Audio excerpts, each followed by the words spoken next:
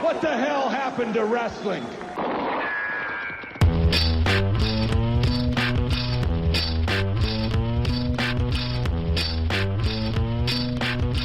Outlaws. I don't go no string, no smacking with a beat goes whacking with a sound I'm checking into a hotel. I'll slow no more outlaws in town. They ran their clan. What the hell has happened to wrestling, Adam?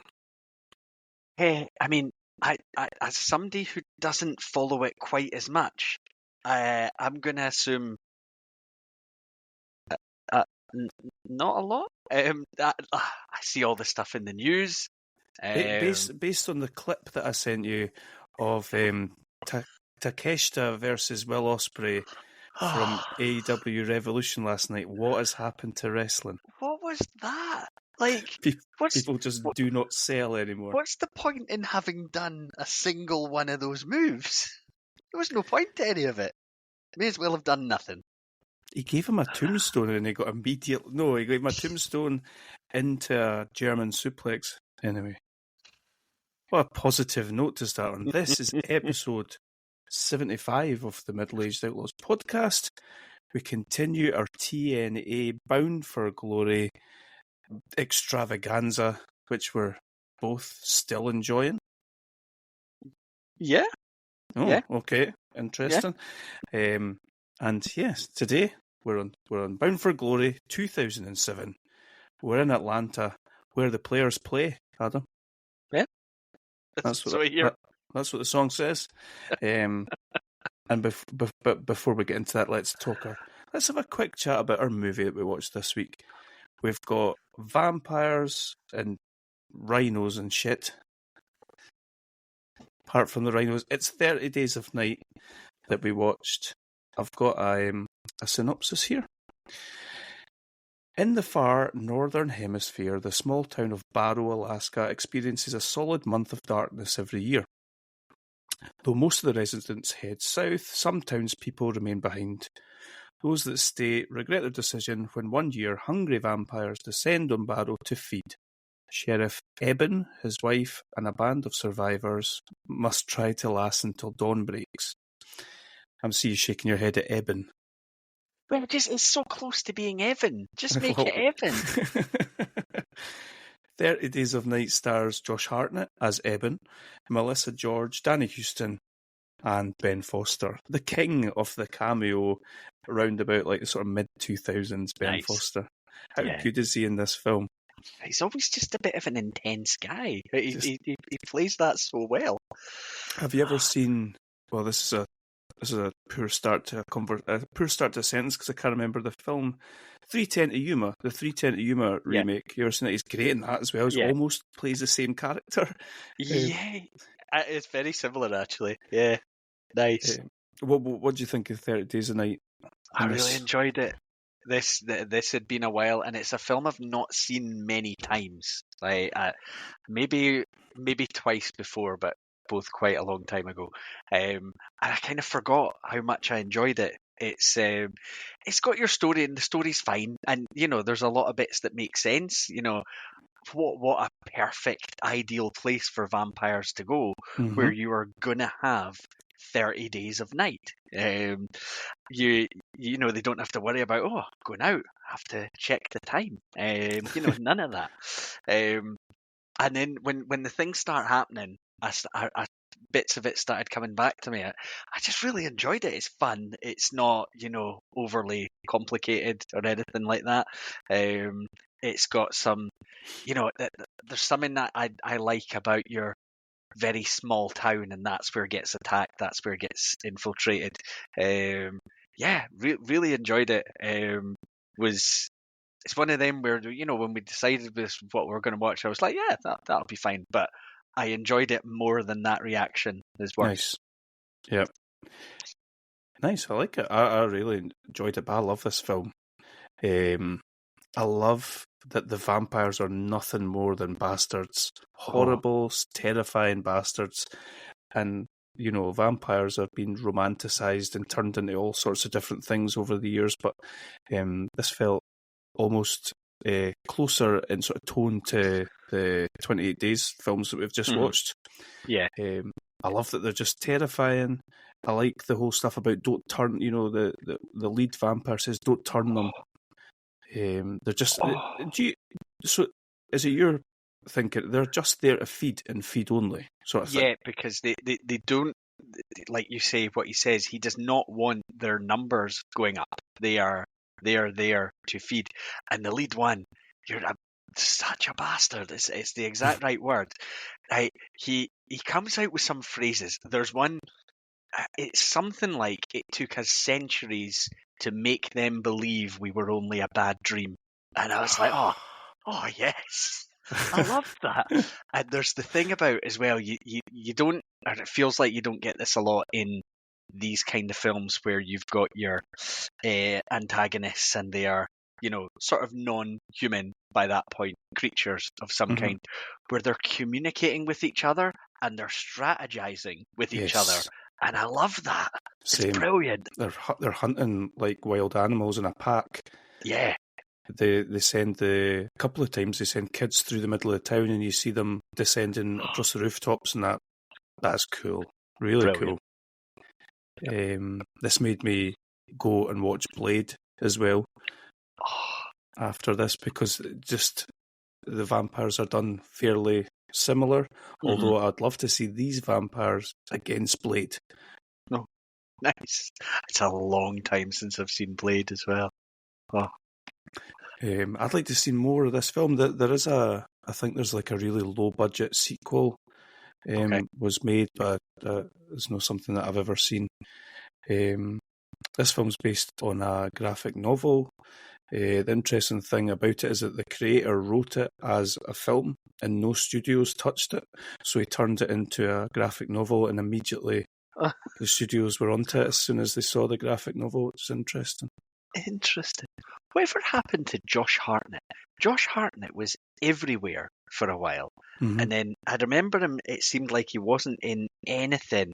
And then he turned up in there was this series, this sort of creepy horror series that I watched a few years ago. I can't remember its name now. Penny Dreadful. That's it, yeah. And he turned up in that and I remember thinking, oh, where have you been? Because he was like, he was seeming to be about to be a megastar. It was like a sort of big heartthrob for a while, wasn't he? Yeah. What was the film he was in? With Bruce Willis. It's a really good film. It's kind of twisty, turny, wasn't it? I can't remember who else was in it. Was John Malkovich in it? Oh, wait a minute. Come back. It's going to bug me now. He's had a little bit of a resurgence. I'm sure he was in I saw him in a Guy Ritchie thing in the last year or so. Lucky Number 11. Yes. Yes. That was a good film. Yeah. Nice. I genuinely don't remember him, spoilers for 30 Days a Night, I don't remember him turning. I don't remember that he gave himself the blood. And there's a moment about, because it's not a long film, it's maybe about an hour and a half, an hour 40, something like that. And there was a moment, and it was after about 40 minutes, where I thought, everything I remember happening in this film has happened now. Where does it go? What happens next? Yeah. It's quite cleverly done because it slows it all down for this middle chunk just for a while, like when they're hiding out in a loft, basically, for a period of time. And it really slows down the pace, and you know that they're still outside and they're still, in fact, they're using humans that they've found and kept alive to try and lure the others out. But it slows the film down just to get ready for the finale, which is pretty awesome. Yeah, I like that too. I've seen people criticising that sort of help that makes it drag a little bit, but I don't think so at all. Nah. Just one last question. What do you think of how invested everybody in this town seems to be in Eben and his wife's relationship? It's all intense. I mean, it does basically seem like they're all thinking, I mean, if I survive, great, but we need these two to make it. It's Prom king and queen. Yeah, maybe if there's only so many people in your town, you can get invested in that kind of thing. Maybe. And the other thing I was going to say to you was this whereas this Barrow, Alaska is based on either Barrow, Alaska is a real place or it's based on a real place where there's 65 days a night. Oh. Which is just crazy to think of. Yeah. Like, you know, in Scotland, you'll quite often get a day where it feels like the sun never rises and it basically stays the same light outside the entire day. But nah, I'm not up for doing 30 of them. Never mind, what, 60 plus. No, thank you.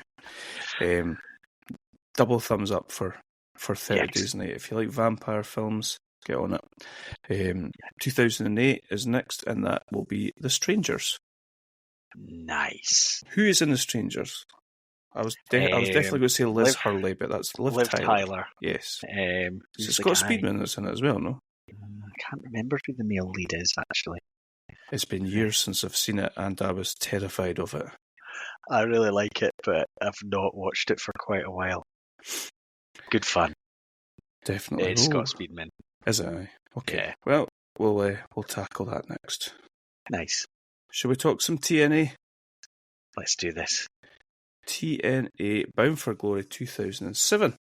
We're in Atlanta, Georgia, where the player, you get it. And this time we've got 4,000 people in attendance. That's better than your 900 in the Impact Dome. I was going to say Impact Zone. I just want to ask you right off the bat if you enjoyed this show. I liked it. I didn't like it as much as the last one. Oh, really? Yeah. I did go into it with a fear. I went in thinking, because I've had this in my mind for a while, Hogan Bischoff, when's this going to happen? And then I saw death. I saw the intro, and there was a mention of Hulk Hogan. Yes. And I was immediately thinking, oh no, we're going to have the Nasty Boys, Beefcake, Duggan, all of them. But nothing seems to have happened yet. I think he's just like, I don't know. He's just mentioned. I wrote that down in my notes. I thought it was really weird. Yeah, because I can't remember what they're taught. It's like becoming a champion or what it is to be, that kind of level of superstar. So as soon as I heard the name, I just thought, yeah. And then I thought, oh no, it's not really spotlighted them. And I thought, nah, we must still be okay. Because there's quite a big spotlight they go through on characters like Joe, obviously, but AJ Styles as well, getting quite a lot of attention, and Jay Lethal now being Black Machismo and stuff like that. So yeah, I was thinking it's not yet, but it's going to be soon, isn't it? It's inevitable. Well, we'll have a look at the 2008 card, and then that way we can alleviate any fears, so we're not wandering blind into Hogan territory. Well, you would know immediately as soon as you saw the Nasty Boys or something, wouldn't you? So. Yeah, it's going to be clear. Yeah. Yeah, it says something like you say, it's shown different people who've held the NWA TNA title, and everyone dreams of being the next Hulk Hogan. I just remember thinking that is really odd. Yeah. Anyway, thankfully we weren't blessed with his presence this time. I like the setting here. I think it looked a bit more big time than the Impact Zone. I sometimes think the Impact Zone looks a bit plastic when they're the area where they walk out and stuff. So this looked a bit bigger. Will we go straight into the action? Yeah. Okay, so we kick off with an Ultimate X tag team match. Triple X, which is the team of Sensei and Elix Skipper, taking on our boys, LAX. Homicide and Hernandez. The winner will become the number one contender at the TNA Tag Team titles. Immediately, we see that LAX are the baby faces. And we weren't sure how that dynamic would work, but it doesn't seem to affect them, I don't think. No, I think in ring is fine because it's not like, especially I think if you're in a Ultimate X tag encounter, they're not really having to tone down a lot of the kind of moves they had been doing before. I suppose what you've not got, and which would concern me moving forward, is the dynamic without Conan, because he's not there. So I think it lends itself more easily to them being a babyface team because I think it'd be harder to be that with Conan involved. But I do wonder what you lose from potentially like the presentation without having the mouthpiece. It wasn't really an issue here because we just went basically straight into this, didn't we? There was no promos or anything before it. And every time we've seen them before, we've got a pre-match promo from them. Mm-hmm. And I feel like it's set the stage for them, and you're just immediately like, yes, this has sort of levity to it. Yeah. It means something, whatever's going on. So we didn't get that, but I didn't think you miss it unless you sort of do what we've done here and sort of analyse it. Yeah. I like Senshi's look here. I thought he was dressed in Shamrock get up. Yeah. He had like blue kick pads, blue boots, blue trunks. I thought he was great in this match overall. Yeah, he was, and watching it, it feels like they've got plans for him. Like he's the way he's spotlighted, because at times he's fighting the two of them off on his own, and holding his own doing so. They made him look really strong, I thought. And the Elix Skipper plays his part in this match as well. He takes some horrendous bumps towards the end, which I could imagine you like closing your eyes, hiding behind the couch at. I do get worried because I see things and I think, oh, that guy nearly died, which I don't like to see. But there is something like some of the work. I suppose you need, if you're going to make Senshi look strong. And you're obviously not trying not to take any shine off LAX, and they're so impressive and dynamic in the ring, and the moves that they can do as on their own or as combinations. Yeah. You kind of need somebody in there who's going to take a bit of an ass kicking at times. Yep, he certainly does. The worst being Homicide coming down from obviously with this Ultimate X match, you've got the ropes above the ring, crossed across the ring. Skipper is up on the ropes, as is Homicide, and he pulls him down in a neck breaker. And I just think the way that they land both at the same time, I just don't know how you can control that. You know, like if someone's doing an RKO from that position where they're sort of flying through the air, you can control it because you're landing on your front, but he's landing on his back. And it's all this sort of pressure on his neck. It looked horrendous. I guess he must have been fine because he then goes and takes a border toss outside the ring. That sort of flow of moves did look pretty nasty. But yeah, as you say, everyone seemed to be okay. I did enjoy this match. You know, we've talked in the past about the need for something quick, get you going, get you into the event. And I think, you know, having this kind of setup of match with these performers worked. Like it certainly got me into it. It got me ready for watching the rest of the show. Nice. There was a great little bit where Homicide dives through the ropes onto Senshi, and I think as he lands, does he climb up onto the announce table or something like that? And Don West is like a 14-year-old child celebrating. It's amazing. Absolutely loving life. Because I'd been probably a little bit confused at the start to hear the reaction when they came out, because everything we've seen before, we've enjoyed what LAX have been doing, but they've been heels. You know, to an American crowd, they've been heels. And then they came out to a pretty good reaction from the crowd, and I thought, oh, okay.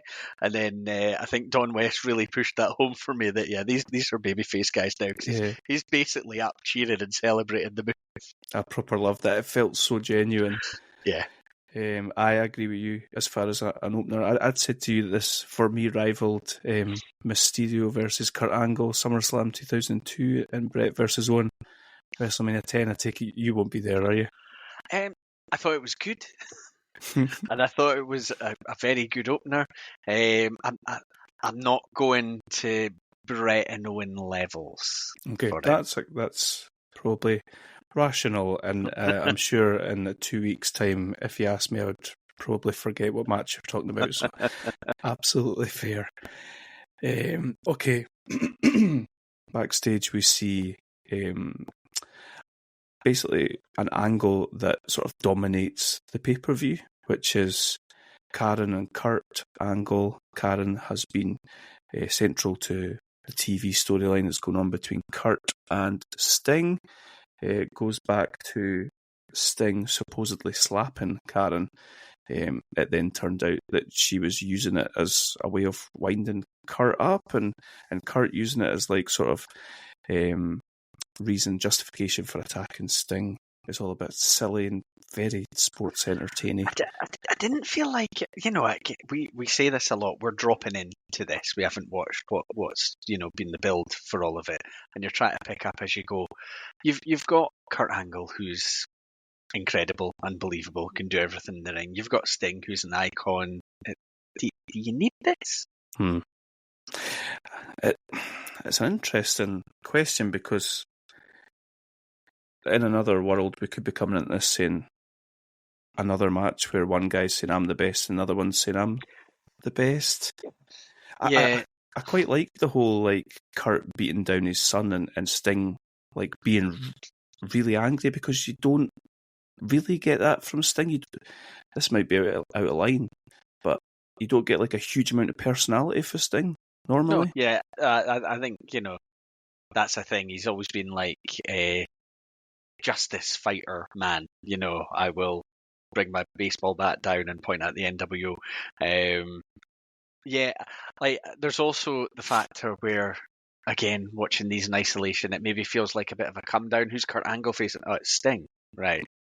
Okay, we've just watched him, go up against Joe in a couple of classics, and you're like, all right, it's Sting now. Okay, but if I don't know, I just find Karen Angle annoying, and I wasn't buying the Nash stuff. Like, I really, this sort of downtrodden guy, like he's just been the Mr. Happy-Go-Lucky. I'm taking the piss at the X Division, and now he's like, he suddenly, so down and so like.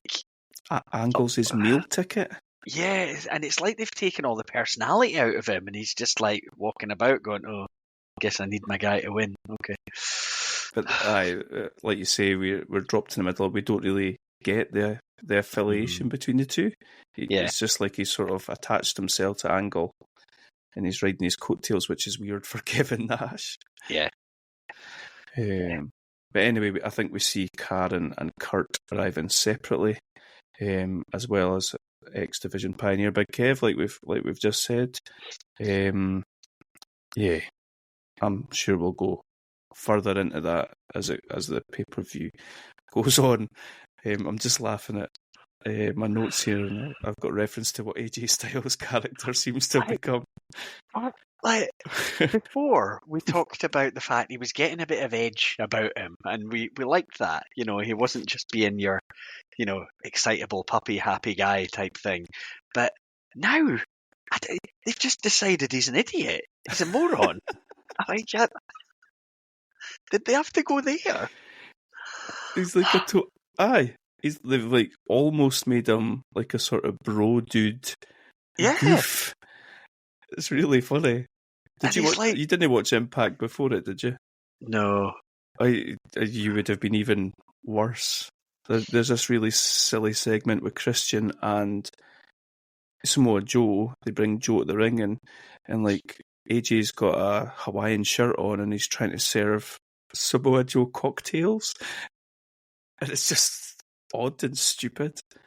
I quite like where we are with Christian. To be honest, feels like we're in a very similar position to where we were last time we watched, which is he still feels like he has the rightful claim to the title, and he's giving a pretty serious promo about all that, and then you've got Tomko, who is just basically looking at AJ Styles as if to say, listen, none of your fucking around tonight, all right? You just put your game face on and stop being an idiot. And I'm like, all right, okay.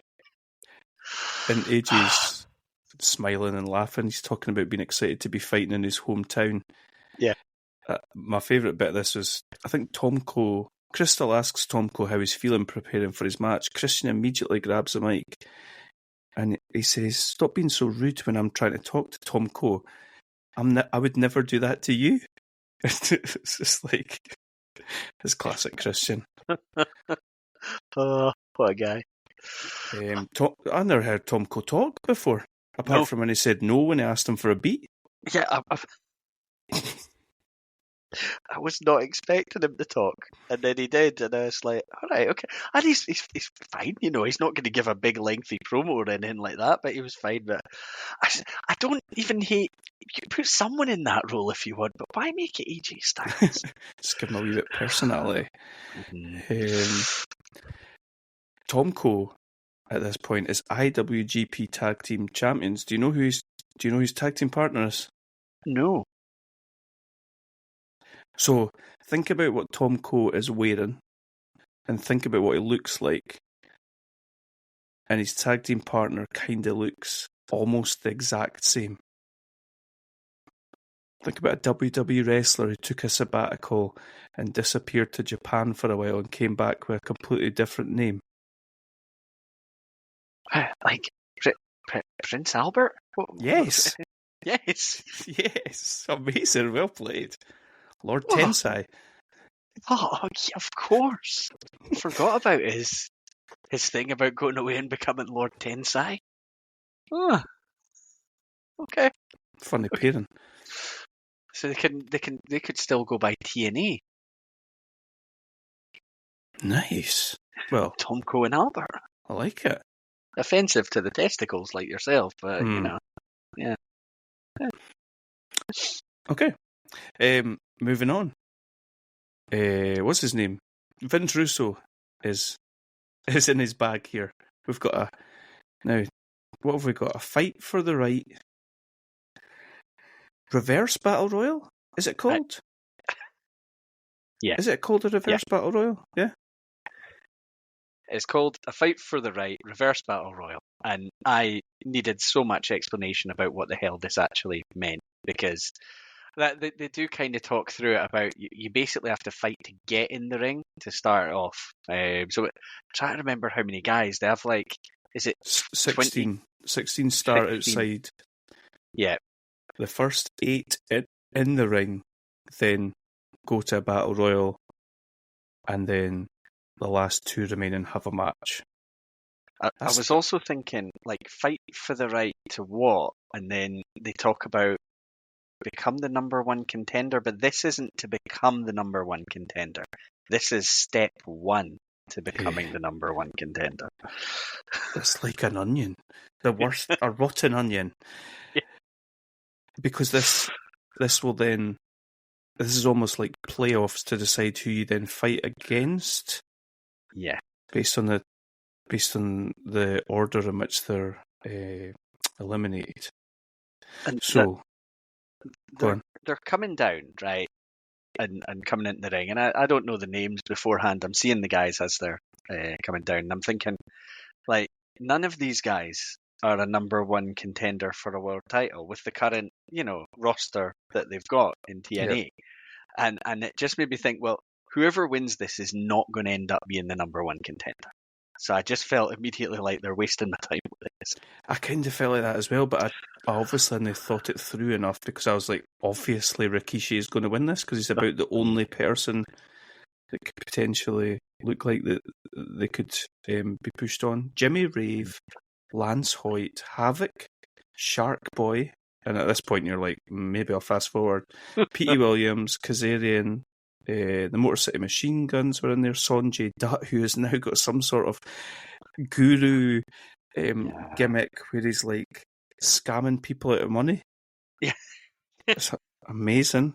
The Voodoo Kin Mafia are there. James Storm, Eric Young, Robert Roode, Chris Harris, and Junior Fatu, who is Rikishi. What do you think of the concept of fighting to get into the ring? I don't like it. There's a reason it's not been done before, eh? Well, the problem I had was there were a whole bunch of people at various times walking around looking for somebody to try and square up with and have a fight, rather than just move a foot to their right and roll into the ring. Yeah. It's no good. Nah. It's no good. And people standing on the apron and falling off and stuff like that. Yeah. It's just nonsense. Let's go straight to the 8 that end up in the ring. Because with the exception of Kazarian, Spanish Fly, and Robert Roode into the into the ring. There's no real impressive way to get into a ring. Nah, I think the only thing they tried to do as a bit of story was they'd started the whole thing with AMW at that previous show we watched, and you've got Harris and Storm trying to.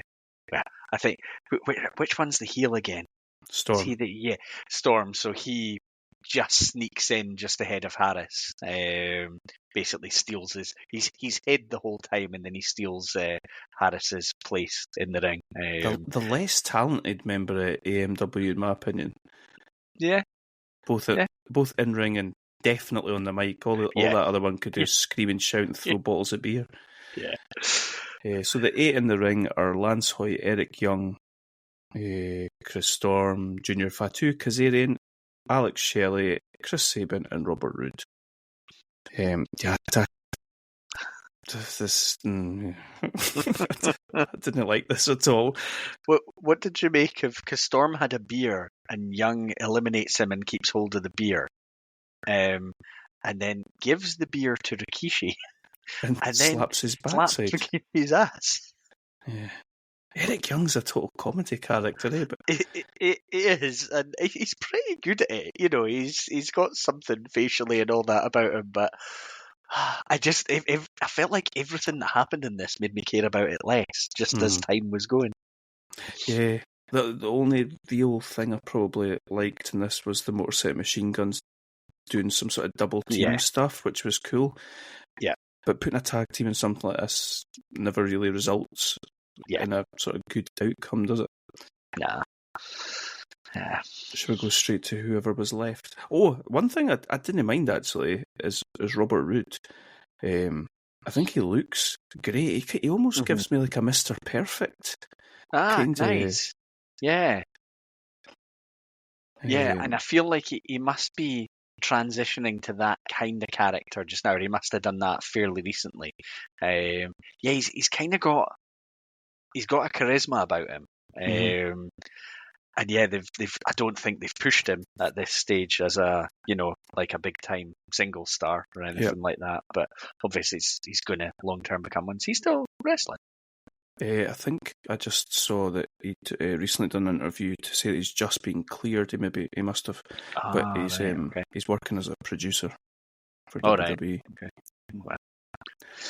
Okay. We end up with Roode and Eric Young as the last two. I've got that Eric Young rolls up Roode for the win. Yeah. Does he get distracted somehow? Yeah, it's definitely it's something out of the blue or something surprising. Because Roode is doing the sort of classic "how the hell did that happen" type thing after the roll up. He's livid. That's what I've got in my notes. Roode is fucking livid. I wonder who. I'm sure we'll find out at some point down the line. I wonder who won that. Probably Rikishi. Yeah, they seem probably. Yeah, it took everybody in the match to eliminate him. Classic Royal Rumble spot. Yeah. I've got here, despite winning basically a 3-tiered match, Eric Young is now not even the number one contender for the title. I'd sure like to see Kurt Angle versus Eric Young. Sure, it'd be wonderful. We get a wee video package next for Team Pac-Man and Styles and Tom Cohen, sort of rivalry that we've had. Can you explain to me? I'm not sure I fully understand the deal with Pac-Man Jones here. I think he's been banned for something from the NFL. They play for the Titans at this point. Maybe, yeah. I couldn't work out if he had ever fought properly as a competitor in wrestling. Because they're talking to you about the fact the NFL have said he's not allowed to actually be a competitor in the match tonight because I think it was supposed to be him and Killings. And they're champions, is that right? Yep. Going into this? So I was trying to work out how, if he was he once allowed by the NFL? I assume he must have. The match? Yeah. And then they're like, nah, not again, no more. That's one and done. I kind of got a little bit confused about that. And again, we're not watching week by week. So I wasn't sure if it had already kind of been covered. And I assume people went into this expecting that to be the match, that they would be the team actually competing. There was a particularly good sign that leapt out at me. We prefer Ms. Pac-Man. I like that one. Oh, that's class. That's witty. I like that. So what this is, like you say, what this is supposed to be is Team Pac-Man, Pac-Man Jones, and Ron Killings versus Tom Cole and AJ Styles. The announcer announces Team Pac-Man, and they come out, and then I think our commentary team tell us that Pac-Man won't be wrestling, and that Consequences Creed, Julius, they call him about 3 different names, will be the tag partner, but he doesn't get announced as coming out, and then he's just sort of walking down the aisle. Yeah. It surely would have made sense to have like Truth and Pac-Man bring him out to make a big thing of him, rather than it looked like he was appearing on his own sort of like, I'm just going to get involved in this match sort of thing. Like your classic modern day Ron Killings type spot. But like, obviously he's got his Apollo Creed look, which is a really, over the top look for a guy just wandering out, seemingly, just of his own volition. It doesn't fit with the rest of the team either. No. It's quite odd. Yeah. When the name was announced, I thought, or when they said the name, I thought, is it going to be full on Apollo Creed? At least it didn't take long to see that. At least. I look quite cool, to be fair. Yeah. And then we get with Tom Cole and AJ Styles, which on the surface sort of looks like a weird pairing as well, but they all seem to be in this sort of Christian little stable thing that they've got going on. What did you think of this match overall? I thought there were some moments, like Tom Cole's a beast. He's impressive. He's ridiculously strong. Our Truth, Ron Killings, is unbelievably athletic. Like, it's ridiculous. And I enjoyed some of the interactions between AJ and Killings. I don't know if it was deliberate that they were making Creed kind of look weak link. Basically, every time he was in, the team of AJ and Tom Cole were pretty dominant. I think Tom Cole's basically manhandling him for quite a while. But yeah, I didn't hate it. I thought it was fine. Nothing for me to get all that into or excited about, but some good moves through it. Yeah.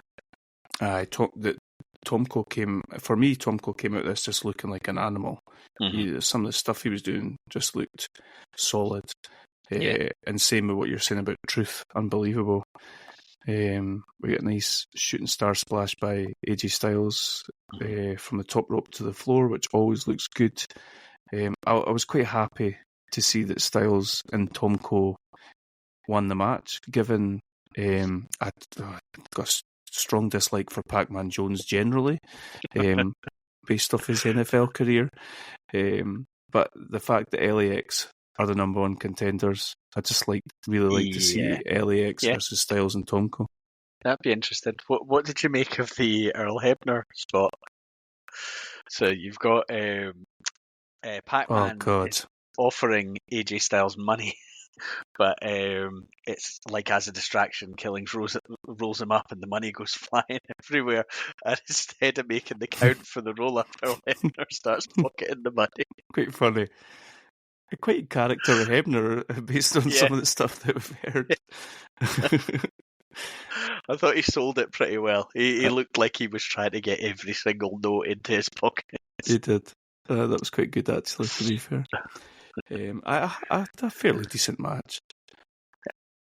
Okay, Jeremy Borash backstage with Karen Angle. I've got my notes. She has a fun voice. She approaches X Division pioneer Big Kev. She's trying to get him to talk to Kurt. One of the things I noticed, given his sort of down and out persona that he's putting on here, he still manages to crowbar Scott Hall's name into whatever it is that he's saying. Yeah. But yeah, she basically wants Big Kev to go and speak to Kurt because they're a bit concerned that Kurt's going off the rails a bit with his aggression. And they make reference to him beating up Sting's son. Yeah. Yeah, not much more to say about that, is there? Yeah, I mean, it's obviously, it was clear, I think, from the start it was going to be the ongoing thing. So you're going to get a segment about it through, after every couple of matches. I get trying to add something. I just don't think this was it. It is. I suppose it is interesting because it's sort of playing into WCW history of Nash having history with Sting and stuff. I suppose. So from that point of view, it's slightly interesting, possibly. Right. Next up is the X Division Championship match between Black Machismo, Jay Lethal, and Christopher Daniels. I need to know how you feel about this Black Machismo gimmick. Right. Okay. Putting in context, Adam's probably the biggest Randy Savage fan there is. Like, I remembered this being a thing. I didn't see a lot of Jay Lethal's matches, but like when they had the TNA shows on wrestling TV or whatever it was called, I remember seeing bits and pieces. They started doing the impression. And he does a pretty good impression, vocally. He's not too bad. And I think the thing I maybe didn't expect was it to fully translate into the in-ring. Like, every now and then he'll be doing Savage mannerisms as he's walking around. He'll be doing, likes doing the elbow drop and things like that, the double axe handles off the ropes. I think I just thought it was a guy, doing a voice, and then he would just be who he was previously as soon as he entered the ring. So I didn't really expect that. My opinion would be, if you're going with basically an impression of someone as your gimmick, that has to be really short-lived. Like, and he's got the title that is, it's as much the TNA title as the world title is. The X Division is what TNA is about. It's where it had loads of its iconic matches. So I don't know. If it was just him starting off and he was doing some funny, goofy stuff, that's fine. But when he's carrying a significant title belt, I don't know. I'm not really sold on him continuing to do the whole thing. Well, apparently Randy Savage called Jay Lethal on the phone and told him he enjoyed the gimmick. Okay. But at the same time, he's just being Randy. I hate it. Absolutely hate it. Do you know, it made me think of, in sort of early black and gold NXT days, and Velveteen Dream would do the double axe handles off the top rope, he'd do a flying elbow, little bits here and there. Punk does the flying elbow off the top rope. You know that there are nod to things. Yeah. I like that. This is far too on the nose. It's just a Savage impression. Yeah. Like, come up with your own gimmick. Like, wrestling's all, like, everybody in wrestling steals something, that's fine. Not your full gimmick. And the thing is, he's quite clearly got talent. Like, he's got something, he's a good worker, he's quick, he's agile. But yeah, you're right. Find your own thing, How can you? Because you always hear, the best characters, the best performers, they're basically an extension of yourself. You can't be an extension of yourself if you're doing an impression of someone else. Just in his personal life, he just pretends he's Macho Man Randy Savage, which seems like to lend itself to quite a chaotic lifestyle. I wouldn't suggest doing that. I've come to a realisation as, do you know, we were talking about how come Christopher Daniels wasn't bigger than he was, and like, he's so good. I think it's because he's technically amazing, he's brilliant, but then feels like that's all there is. And I know that sounds a bit silly, but like, he's just, it's a bit like that thing with what we're talking about right at the start with Ospreay, and Just like you're just doing moves, and there's no more to it. Yeah, and it's. Do you remember when we saw him? See when he had the tag team with AJ Styles, and they were in against LAX, brilliant match, and you've got this character. I always thought the Fallen Angels a brilliant name link to have, and there feels like there should be so much there. There's so much mystery, and then they've never. I hate what they're doing with AJ Styles here, but I feel like they never tried to do anything with Daniels, and maybe there's a reason for that, and maybe that's just because he couldn't bring the personality out, so they've just decided, you know what, he's going to be the guy in the middle of the card that has really good technical in-ring matches with someone else. Yeah, that's what it feels like, eh? Yeah. And I think as a one-off or a two-off or whatever, it's brilliant, and like great technical wrestling's hard to find, but at the same time, after 3 or 4 of however many pay-per-views we watch now, I feel like I'm watching the same Christopher Daniels match over and over a little bit. Yeah, I felt like they maybe added a couple. Like it felt like he was a heel here, or certainly there was some more heelish in-ring things that I felt like he was doing, but they're not like. We didn't get a promo or anything, did we, from him? There's, no. I assume he just doesn't have it when it comes to talking, and obviously that's what you need if you're going to go to the next level. You need to make the connection. Not every single person, you can get away with it in some instances. Benoit was never much of a talker, but he was an absolute machine in the ring. But I thought you were going to say let his actions do the talking for him. No.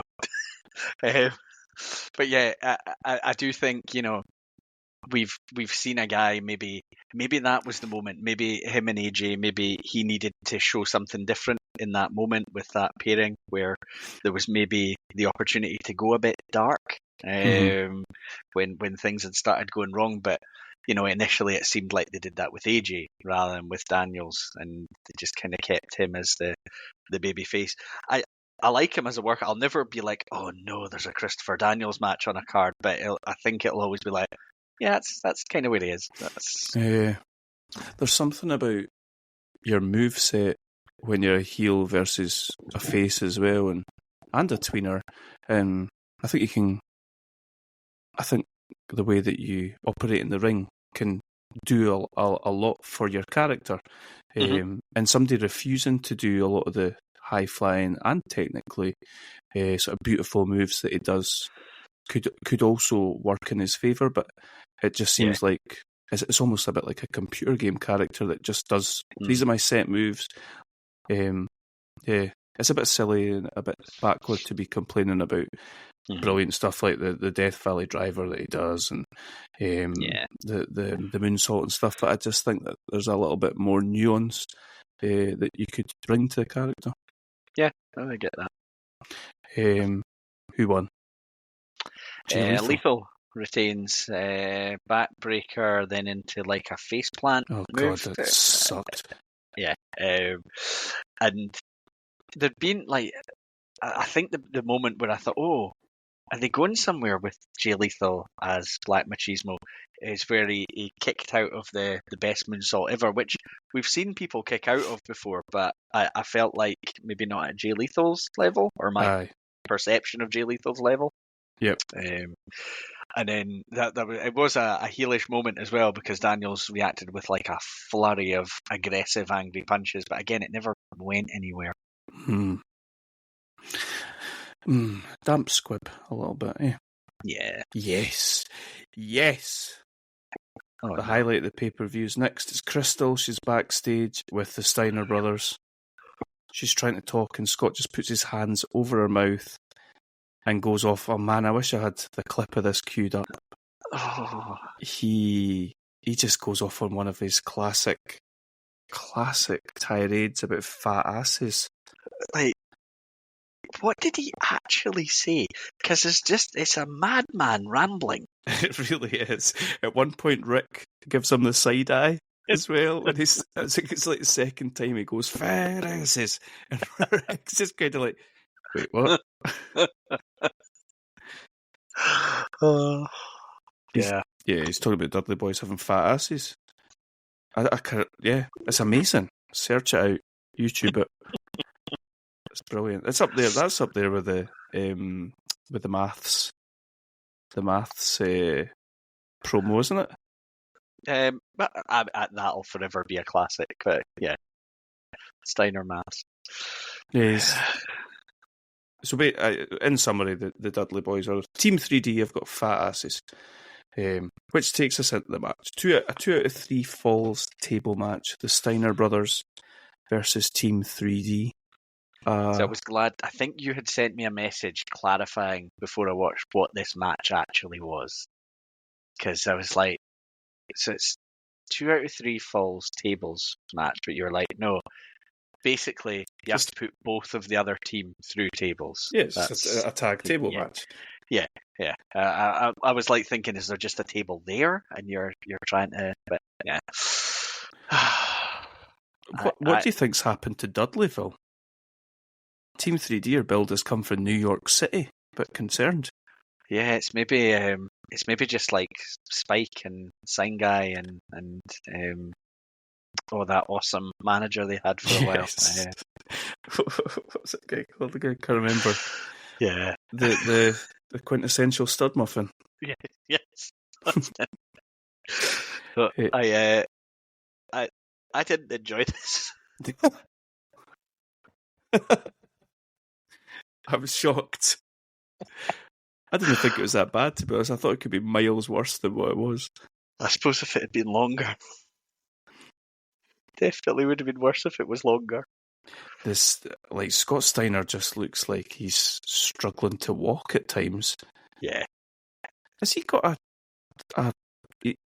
like a prosthetic foot or something? No. Not as far as I know. No. I seem to remember them talking about it when he came over for WCW. Maybe not a prosthetic foot, but he definitely had a heel issue or something like that. Yeah, there was something, and I remember hearing, because I think it might have been not far off this time, that Angle ends up wrestling him in TNA, and he's talking about how excited he was about, Scott Steiner, amazing, and we'll be able to do all this stuff, and then they sort of walk through, and Steiner's like, I can barely move, so we're not going to be able to do that or that or that. Oh my god. Angle was just left absolutely gutted that he couldn't have wrestled like the tag team version of Scott Steiner, because he was saying he would have absolutely loved that. So you didn't like the match at all?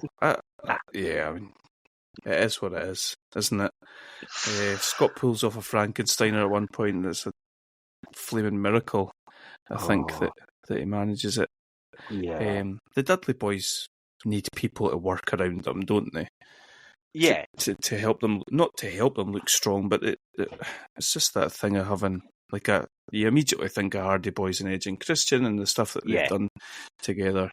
I don't think it works, them having two similarly sized guys to work with. Never really worked when it was like Undertaker and Kane and the Dudleys or anything like that. Because there's a moment where the Motor City Machine Guns come out. Yep. And I'm looking, thinking that could be interesting. Those guys would bump like nobody's business for them in a match between those two. They can do all the moving around for them. But so I was thinking, maybe that's where they're going. That's obviously where they seem to be going. But yeah, I think I quite like the Dudleys through their WWE time, but I think you're maybe right that who they work with is important. And that is, they obviously had ridiculous chemistry with Edge and Christian, Matt and Jeff Hardy. You probably never find that again. You could look for 3 teams and you wouldn't find it again. And it worked. They were the bigger, more powerful, more, willing to absolutely destroy you, putting you through tables and things like that, whether you're one of the performers or Mae Young or, in this, it kind of feels like the offense of the two teams would be incredibly similar. Aye. Yeah, pretty limited, especially when you've got the 6-sided ring, 2 tables, and 4 guys in the ring, and it's like there's not enough room to do anything here as well. They were they were looking to do something horrendous to Scott Steiner. They had a chair against his throat, and they were going to smash it with another chair. Yeah. And that's what resulted in the Motor City Machine Guns coming out to help out. Eventually, it was surprising that the Steiners won. Actually, I mean, apart from the sort of crowd popping and all that, like I can't imagine the Steiners are going places in their tag team division. Yeah. Do you think this would have been a one-off appearance? No, probably no. I think I've got it in my head. Scott's there for a while. I don't know if Rick's there all that long. Cause I think, you know, what is it they end up doing? It's like there's a faction of like lots of big hitters. The main event mafia. Yep. Yeah, and I'm sure he's involved once they get to that stage. You're right. Yeah, I was going to talk about main event mafia later, but basically main event mafia formed like a week after this pay-per-view, I think. Okay, backstage. Oh God, Jeremy Borash is with a bunch of knockout female wrestlers. There's one of them. I've got my notes that I maybe need to go to the doctors and get a tetanus injection after looking at this woman. My God, where did they find half these women? Yeah, they're talking about the upcoming Battle Royal, and Awesome Kong appears and does her best mean mugging into the camera. She's a cool. She's got a cool gimmick, and like a great look and all that sort of stuff, isn't she? Yeah. They're very. I feel like they've felt the need to have a certain number of participants in this gauntlet match, and they've maybe got like 3 or 4 good workers, and they've just found other people to make up the numbers. Yep, agreed. So we go into our knockout. We're going to be crowning our first ever knockouts champion. So it's an over-the-top battle royal. We've got Tracy. Is it Tracy Brooks? She's called. Robert Rood's Valley. Jacqueline, Shelley Martinez, Awesome Kong, ODB, Angel Williams, Christy Hemme, Gail Kim, Talia Madsen, and Roxy Malone. Is that right? Yep. I just thought that Awesome Kong was going to win this. If anything, I thought we might come down to Awesome Kong and Gail Kim. But Awesome Kong was just wrecking everybody. I was really quite enjoying it. Yeah. This kind of thing really works. You know, you've seen it in a few times in WWE with the sort of, you know, the big dominant women, and you're referring to there, Nia Jax. Yeah, probably. Yeah, and Awesome Kong really stands out here. There's something quite intimidating about her, but it is almost. See, when she's thrown quite easily, eliminating quite a lot of these women that we're thinking kills Christy Hemme. Oh, she does, yeah. And I did wonder if a little bit of this is you do not belong in the ring, and I'm going to show you don't belong in the ring, and I'm going to get rid of you. I thought we would end up with, because you know Gail Kim has been there for quite a while, but she's always been a really highly respected and regarded worker. So it seemed obvious that'd be the way they go. I assume after this that is the direction they go in. But yeah, I like Gail Kim. We've seen her a few times. I'd think it's maybe been a long time coming having a women's title in TNA. But I suppose you need the talent. You can't only have 1 or 2. There was a few, like you said. I think there was certainly Awesome Kong, Gail Kim. The one called ODB looked all right. But they've certainly padded it out a little bit. It comes down to Gail Kim and Roxy Malone. They do the Rikishi spot with Awesome Kong in it, and they all come together to eliminate her. Very unfortunate that she has a bit of an issue with her attire as she's fallen out. Don't know if you noticed that. I did. I wasn't going to mention it. Okay. It comes down to and only Gail Kim was going to win that once it came down to them two. Yeah. So she's the first ever Knockouts champion. So there you go. Yeah. Fair play. Well deserved, I would say. Victory for the good guys, yep. Yeah. Okay. Oh, God. Backstage, it's Jeremy Borash's following X Division pioneer, Big Kev. Is it this where Nash was like sitting chatting to one of the knockouts and he's like, oh, thanks. Is it this bit or is that earlier? I think that was here. That was really weird, that. Anyway, Kev's asking Kurt, do you want me to schmooze Sting a little bit and apologise for Angle beating up Garrett? And Angle is disgusted. What are you, Kev? A pussy? A proper burst of laughing at that. There's something really funny about it being Angle saying that. And, that got me as well. He's turned the corner though, hasn't he? He's like, this isn't even wrestling machine Angle. This is like unhinged Angle. Yeah. So Kev says he won't have Angle's back, and Kurt's like mocking him, saying his knees creak when he gets up and stuff like that. It's great. Yeah. This is where Kev unleashes the "if you lose, then I lose everything." Kurt says, "You've already lost it, Kev." He's smirking at him. Brilliant. Brutal. And unfortunately, it ends with Kurt saying he's away to have a real big nasty Nash, which is a really weird thing to say. Yeah. Oh, Kurt. I think he's away for a dump, but it's just a bit confusing. Yep. Okay. Our next match was one we were both looking forward to. Samoa Joe versus Christian Cage with Special Enforcer Matt Morgan. Have you ever known a Special Enforcer to come out with no top on, all baby oiled up, like Matt Morgan appears to be? I mean, I'm sure it will have happened before, but the thing that I struggled with it about was I didn't know why I was supposed to care about Matt Morgan. Nah, they need the Enforcer because of AJ Styles and Tom Cole. But I don't know why it's Matt Morgan. Yeah. You said he was in WWE for a while, didn't you? Yeah, he definitely was. When I saw him, it was the guy I was thinking of. He's obviously got a look that I could see.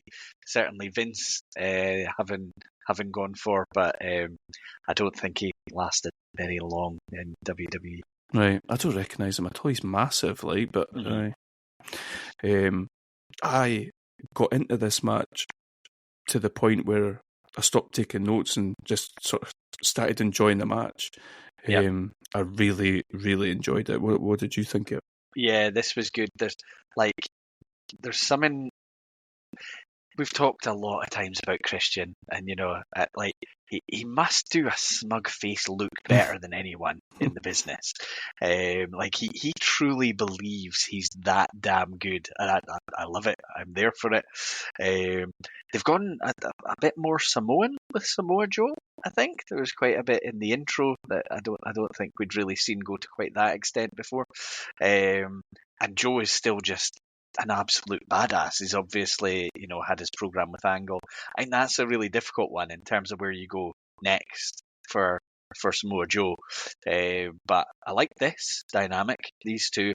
And, you've got the threat of the stuff going on the outside, which Matt Morgan's supposed to be there to stop. But also despite all that, I don't think they took away from the fact that Christian was a legitimate threat himself to Samoa Joe, because it'd be easy to go too far the other way, but I didn't think they did. Enjoyed it. Thought it was a really good match. Thought, Joe had a lot of it and a lot of offense, and then these moments where Christian manages to get himself the upper hand. Enjoyed it. I thought it's one of these matches you get where I felt like regardless of who wins, nobody's going to come out of it worse, which is good for guys at that level on the card. That's what you need. Really enjoyed it. They gave Christian quite he kicked out of a hell of a lot of offense, and they were almost for a heel. They were kind of giving him a he won't quit, which you don't normally get for a heel. I was actually quite surprised because I think you're right. It could veer off into chicken shit heel territory with Christian, but he's got this streak of sort of nastiness where he just pulls something off and Joe's dominating. Christian does something and it just turns the match again. Yeah. I really liked it. I think you're presenting them. You're almost presenting Joe and Christian on the same level as what Angle and Joe were being presented on. Yeah. Only real downside for me here was Hebner with his stupid little gimpy 3-count thing that he kept doing. And there would have been quite a few of them as There well. was, son of a bitch. Eventually, as you would expect, Tomko makes his way out to the ring and AJ Styles. Tomko and Morgan are fighting in the aisle. I think Morgan managed to stop AJ Styles getting out as well. Yeah, so, because AJ Styles, he tries to really, sneak. They're going too far with this, but he tries to be, really sneaky. And he's really selling the sneak because Tomko and Morgan are squared up at that point. And he goes to, spring himself into the ring, but I think Morgan, he knocks the ropes or something and then throws AJ onto Tomko. Okay. And they both go off in retreat, but does allow Christian to hit a pretty blatant low blow. How though? Where's Hebner? Fucking gimping about the place. Yeah, he's not letting the enforcer just take care of stuff. He's trying to he's trying to micromanage the whole situation. Asshole. Sorry, Earl. Christian manages to hit a low blow, like you say, gets the unprettier and hits it, but Joe kicks out. Joe gets a muscle buster on Christian, goes for the muscle buster straight into the Cocaine Clutch, and eventually Christian taps. Liked it. It was a good finish. Yeah, and he held on for a bit, but not too long. I like that, and that was that. They say that's Christian's first defeat in terms of pin or submit. Yeah, because so at least they've made it worth it. He came in as quite a big star from the other company. Yeah. They put him on top, and then they've made it worth it because it's a guy like Joe that ends it. Yeah, do you know, if you'd never seen any TNA, you would have thought Christian was this dominant champion in TNA. He went to TNA and he was champion and all this, but I feel like they did a really good job of just having a pool of top tier talent. Yeah, and not just being Angle or not just being Christian or whatever. Yeah. Hey, okay, backstage again with Big Kev. He's went to parley with Sting. He says it's all went too far, but Sting's having none of it. It went too far when Angle put his hands on my kid. But then you know that this is getting serious, Adam, because what does Kev call him? Steve. Oh, yes, he does. Big Kev tells Steve that Angle is all he's got these days, and it's the closest he's ever going to get to the main event. Are we laying breadcrumbs here for the main event Mafia, do you think? Maybe, yeah. When I'm looking at some of these guys, I am wondering, where would you go next with them? I mean, how would you, from here, use a Nash, for example? Because he's just, I don't know. It kind of feels like he's got nothing, but it's a story that does interest me, because I wonder, how they did it, who was in it, what the matchups would be. But at least they've come up with something fresh that they're going to go in a bit of a different direction. Because I feel like, great rivalries have carried the last, few months with Angle and Joe and LAX and AMW just absolutely burning the house down every show. So you kind of need, now that those have to have had their endpoint, somewhere to go. And are you suggesting that Black Rain and Abyss couldn't carry the next 12 months or so? Yes. Right, okay. Here's a quote from my notes. "Oh, for fuck's sake, I forgot there was a Monsters Ball." But, my biggest shock was I felt like they'd really made an effort to move away from Raven as being an in-ring performer. And then all of a sudden, in your fucking hideous, horrible match, oh, here's Raven. Okay. You can hear his knees creaking through the television. So this is a 4-way Monsters Ball match. They didn't seem to be harping on so much about the whole staying overnight in the dark and all that. You never really hear that anymore, do you? Yeah. Raven versus Rhino versus Abyss versus Black Rain, who is Dustin Rhodes. He's dressed horrendously. I didn't mind the face paint so much, but what's with this sort of... I don't know. It's almost like a leather suit he's wearing or something. It's Yeah. really weird. Yeah. I absolutely hated this. Same. Yeah, hated it. There's And nothing... I knew I was gonna. And then the shopping cart comes out with Stat, and I'm like, all right, okay. And then, like Rhino, I have an interest in seeing perform in matches. I find him quite entertaining. Abyss, I think, in the right spot. Yeah, I don't really want to see Raven in the ring anymore. I'm done with that. And Dustin Rhodes, he can be something. I don't know that he's Black Rain. No. That's so weird. Like, you think he'd go, like, I don't know, go the complete opposite way once you get the opportunity to maybe have some sort of creative control. So, like, you can't tell me Jeff Jarrett came up with Black Rain. Well, maybe Vince Russo did, to be fair. Yeah, James Mitchell seems to be... Do you think he's helping Raven, or is he just trying to get in Abyss's mess? Sort of thing? I think he's just messing with Abyss. Yeah. He's happy to help out whoever he thinks is gonna. What did they? We're used to the thumbtacks. Was it broken glass? Yeah, a bag of broken glass. Yeah. Poor Raven gets black hole slammed onto a pile of broken glass and tacks. Clearly, Abyss has turned face now, and it's at that point when the tacks start to work in his favour. Yeah. Because I don't think we've actually seen him not get slammed into them. Yeah. So far. There's a point where Raven and Dustin Rhodes are trying to decide who's going to jump off the what would you call that? The barricade, but it's like a way high up, like the Jeff Hardy Royal Rumble 2000 spot. Yeah. And they're almost arguing over it, and then Raven's just like, fuck it, I'll do it. He clearly hurts himself. He lands on his elbow or something, straight on the floor. It's just stupid. Yeah. Save those for Jeff Hardy. But at least Abyss wins. I think finally won his match. Yeah. Well done, Abyss. Okay, that leads us into our title match, TNA Heavyweight Championship match. Is this the first time we've moved from NWA title, or was that last time? I don't actually remember. Did we get a video? Yeah, we got a video. No, we didn't get a did we? Was it just before, or was it earlier? Because they were making a big thing out of Angle won his gold here. Oh, that's but this right. was also a big WCW city for Sting. And they both had iconic moments there.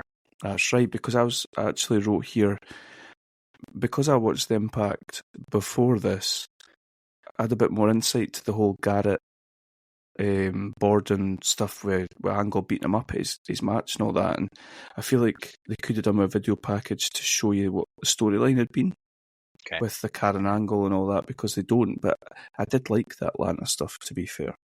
Yeah. And I think they refer to this as the man who shaped the face of professional wrestling versus the man who changed it. Yeah. Whoever came up with that, that's a good one. Yeah. What do you think of our match? I've got a lot of notes for this.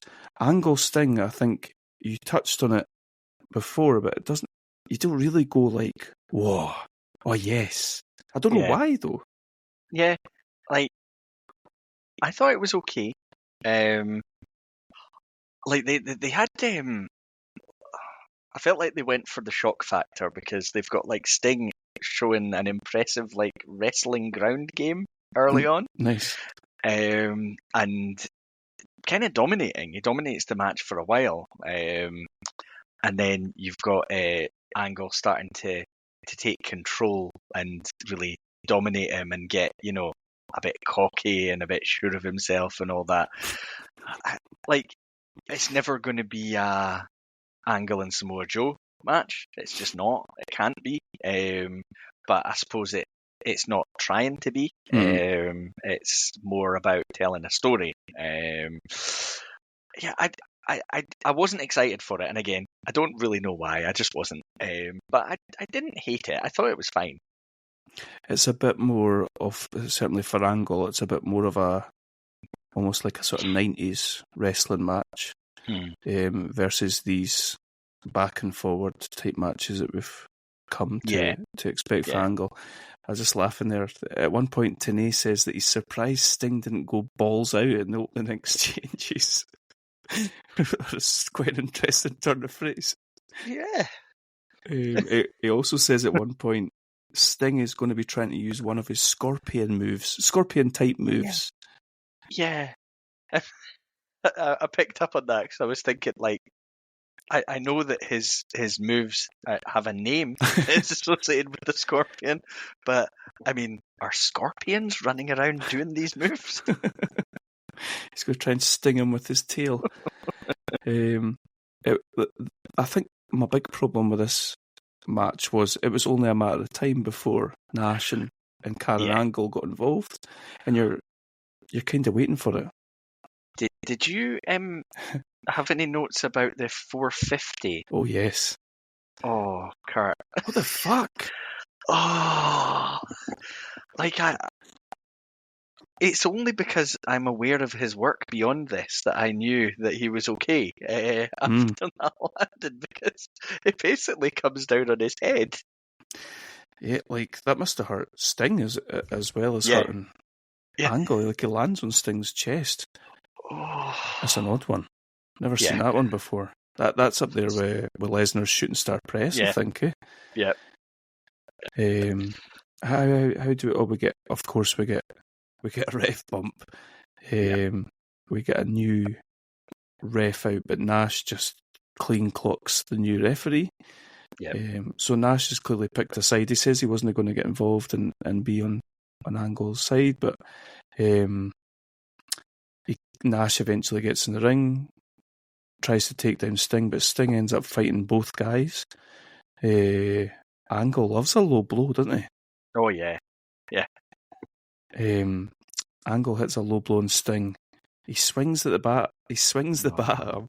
Sting's supposed to stop it, but I don't know what happened, but he doesn't get his hands in there, and he gets cracked in the face with a baseball bat. It does. Thankfully, Angle didn't swing it too fiercely, but Sting, it looked like he just missed. He's trying to grab it went through his hands. Yep. Yeah. He's busted open, but he eventually grabs it, takes out both guys, hits a Scorpion death drop, and that's it. Yeah. It felt very WCW and Attitude Era WWE. It was dripping with that. Yeah. And there was quite a for whatever reason, I was really surprised that it was Sting that won at the end. So they got me with that. Because I thought, well, there's every excuse in the world here for Angle to win. He's done his low blow, he's got the baseball bat, Nash has been involved and he's picked his side and all that, but no, still gave Sting the win. I did have a little bit of an issue with, it's an iconic move, Scorpion Death Drop. I didn't think that was going to pin him, and it just did. Yeah, I think he wrecked some of the baseball bat though, doesn't he? Did he? I think so. Oh, he does. He's hit him with it a couple of times, then knocked down Nash. Okay, that's fine. So that's it, Sting. Like you say, Sting new champion. Yeah. A little bit underwhelming, to be fair. I really enjoyed this pay-per-view overall. I thought it was, on paper, I thought the Reverse Battle Royal was going to absolutely stink. It kind of did, but it wasn't too bad. I quite enjoyed it overall, actually. It was good. Nice. I didn't think it was bad. I didn't think it was as good as the last two have been. Let's have a look and see what sort of ratings, ratings we got. We got 3 3/4 stars for the Ultimate X tag team match that kicked off. 3 1/4 for Styles and Tomko versus Creed and Killings. Surprised at that. Okay. 3 1/2 for Lethal Daniels. 4 stars Samoa Joe, Christian Cage. Okay. And nice. Sting Angle got 3 3/4. So it's not bad ratings, is it? Not too bad. Pretty strong. Okay, so I've got something to propose to you. Go for it. So, as far as I see it now, we've got 3 options, okay? We continue on Bound for Glory, and we go to TNA Bound for Glory 2008. We both have interest in Main Event Mafia. Yep. I've seen nothing. I don't know what you've seen. Bits and pieces. Not Very much. little. Yeah. 2 choices. So there's a 2-hour YouTube TNA, a full Main Event Mafia 2-hour YouTube video, just of the history of the Main Event Mafia. And that pretty much goes from like the week after this pay-per-view, I think, through to like round about a year from now. Okay. So we could potentially watch that and chat about that next time. And that teases us up for then Bound for Glory 2008 after that. Yep. Or we follow the Main Event Mafia storyline via pay-per-views for the whole year, 2008. Oh, You don't have to decide right now. Okay. I'll briefly talk you through my thought process. Okay. I'm not in a big rush to get back to WWE. Mm-hmm. So potentially taking a bit of a longer tour of TNA might be quite appealing. Okay. That's what I'm thinking right now. Okay. Yeah, like doing I'd be really interested to watch the 2-hour thing. I worry that doing the 12 months thing will become tough going. But who knows? I'm really enjoying TNA. Really enjoying it. Yeah. The only thing we're likely to miss out on is the sort of storyline aspect of it from the Impact's point of view. What we could do is watch the Impact where the Main Event Mafia is introduced along with the next pay-per-view and see what we think for there. Okay. That sounds good. Yeah. Okay. Let's just have a quick Google and see what the next pay-per-view is then. So that was Bound for Glory. That was that would be October time, isn't it? So 2007 Genesis. I think. Hold on.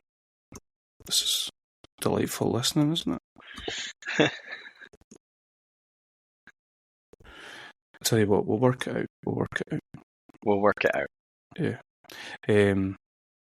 But yeah. We'll get in. I think it sounds interesting to get into that thing. Something that we've never really got into before, and a faction that is people that have watched TNA talk about this being like an amazing faction and all that sort of stuff. Yeah. It's an interesting idea, I think. And seeing Sting doing something different as well. Makeup's gone, I think. Right. He's doing the whole sort of boss thing of it, so yeah. Interesting. Okay. Okay. Cool. Well, I'm now starting to doubt that I've got this right and that the Main Event Mafia doesn't start until 2008. Well, that would be great.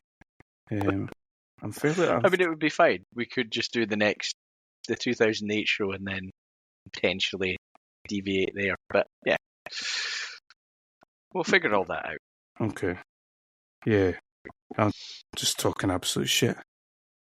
They were formed on the 23rd October 2008. Okay. So we will do Bound for Glory 2008. Okay. And then why don't we aim to then go off on a Main Event Mafia journey? Yeah. Cool. That's fine. Do you want me to talk through Bound for Glory card for 2008? Yeah, do it. Are you sure? Oh, God. Okay. A Steel Asylum match kicks off. Petey Williams, Jay Lethal, Chris Sabin, Alex Shelley, Shark Boy, Curryman, Yes. Jimmy Rave, Sonjay Dutt, Johnny Devine, and Super Eric. Is that Eric Young? Probably. Curryman is Christopher Daniels. Yeah, I'm sure it is. Yeah. Well, we're yeah, asking for a bit more character, so here's Fuck, Curry what have we done? Yeah, Super Eric is Eric Young. Johnny Devine. Cool. I mean, it sounds like there's a lot of people in this, but okay. 6-man tag team bimbo brawl match. Special referee Tracy Brooks. No.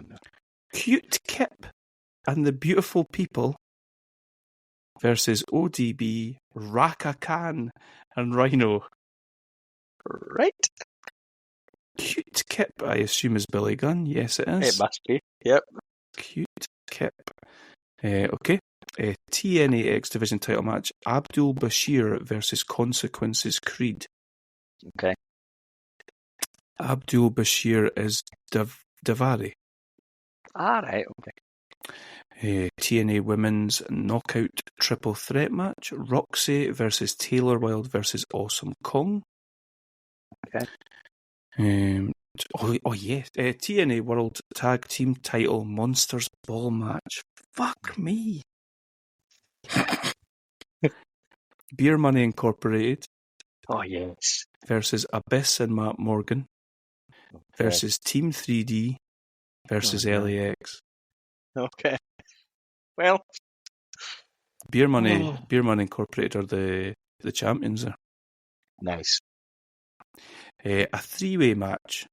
Booker T versus AJ Styles versus Christian Cage. Okay.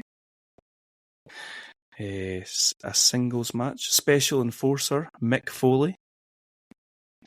Kurt Angle versus Jeff Jarrett. Okay. It doesn't say for the heart of Karen Jarrett. But, and the main event is a TNA World Heavyweight Title no count-out match between Samoa Joe, the champion, and Sting. Okay. Well, Booker T. Yeah, that kind of feels like a worlds colliding moment when you threw that name in there. I know he was there. I just, I don't know, maybe in my mind assumed that was quite a bit later, but okay. Interesting. So, highlights look like probably that Booker AJ Christian Cage match. Maybe the tag Monsters Ball match. We shall see. I'm looking forward to seeing Cute Kip. Are you? No. Nah, okay. No. Fair enough. We've all got our things. That feels like gimmick heavy again, doesn't it? It does. Yeah, maybe after this one we'll be thinking, I'm glad they're going in a different direction now. Yeah, let's just watch that 2-hour clip show instead of following it. Well, at least we got that cleared up. So we'll watch that and then we'll see where we go from there. Okay. Excellent. Okay. Enjoyable. So Strangers and Bound for Glory 2008 in 2 weeks' time. Cool. You are you going to go and watch some clips of Darby Allin diving through glass, or? No, I don't. I feel like I've seen enough of that you today. Good? Yeah. I feel like that was all I needed. Okay. Okay. Keep it. That was Sting. We never really referred to that. Sting's last match. I wonder what age Sting is here. 2007. I can't do that maths that quick, but he must be in his 40s or late 30s. He's 40. No, he must be in his 40s. That's 17 years ago. Aye, because he's 60 something now. He must be in mid to late 40s. Oh. He's a hard guy to pin an age on, actually, because of the makeup and stuff. Yeah, he's had a hell of a career, obviously. Were you watching WWE when he was in it? No, I feel like the only thing I saw was that stupid him and Triple H at WrestleMania. What do you mean stupid? What were they doing? Like, do you not remember him being aligned with the NWO? The black and white. They should have Hogan come down as well. No, they didn't have Hogan. Oh, I didn't get that at all. And I know that he had, like, did he face Seth Rollins when he got injured? Aye, buckle bombed him, didn't Basically he? the end of his WWE in-ring run, I think. So yeah, it's probably nice that he got to go and do some stuff and maybe go out on his own terms. Hmm.